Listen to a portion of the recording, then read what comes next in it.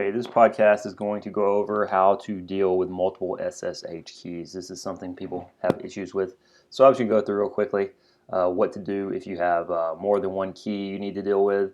And that's going to include how to manage if your private key, does not have the default name. So first thing I'm going to do is generate a new key pair like we've done before.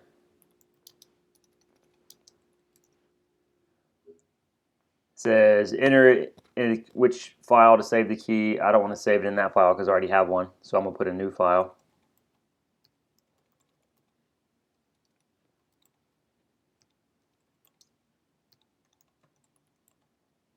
I'm just going to call it RSA2. I'm going to leave it empty for no passphrase. And now I have a key. And if you look, I have two keys. I have two private keys. I have ID underscore RSA and ID underscore RSA2. The 2 is the one I just created. So I need to get my new key to my server into my authorized keys file.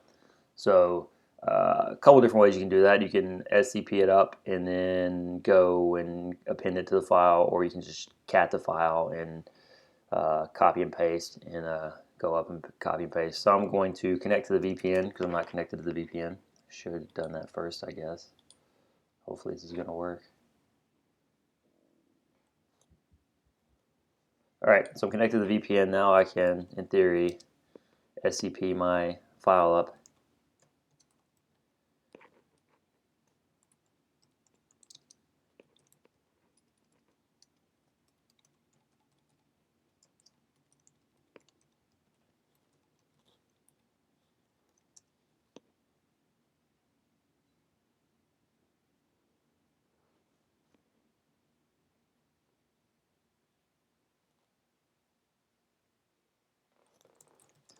If you notice, it asks for the passphrase for my old key. So I already had the keys set up with my old keys so I could get in. If you don't have your key set up, it will ask you for your password. And if you've already disabled password authentication and you don't have your keys set up, then you're not going to be able to get in. You'll need to copy the file from a system that does have the keys set up, which will probably be CNT serve in this case. So now I'm going to SSH up there.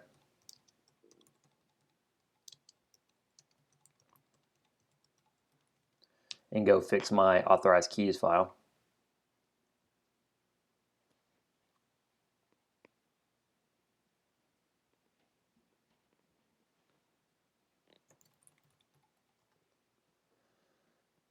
So I have my new public key up here. I'm going to cd into the .ssh directory, and I'm going to add that other new key to my authorized keys file. If you look at this, I already have two keys in here. So if you already have keys in your authorized keys file and you want to put new keys into your authorized keys file, you can basically cat the new key, use the two greater thans, which we should remember means append, and then put the file name you want to append it to.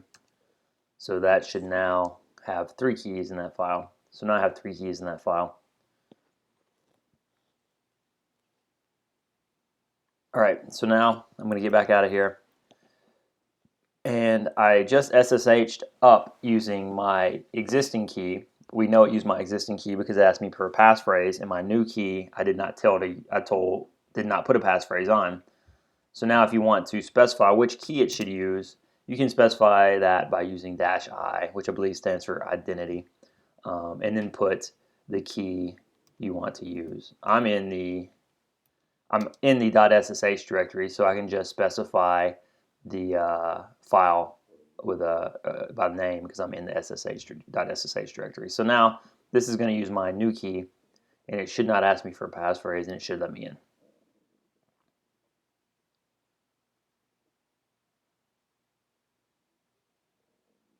So there we go. I just was able to SSH with my new key to my server.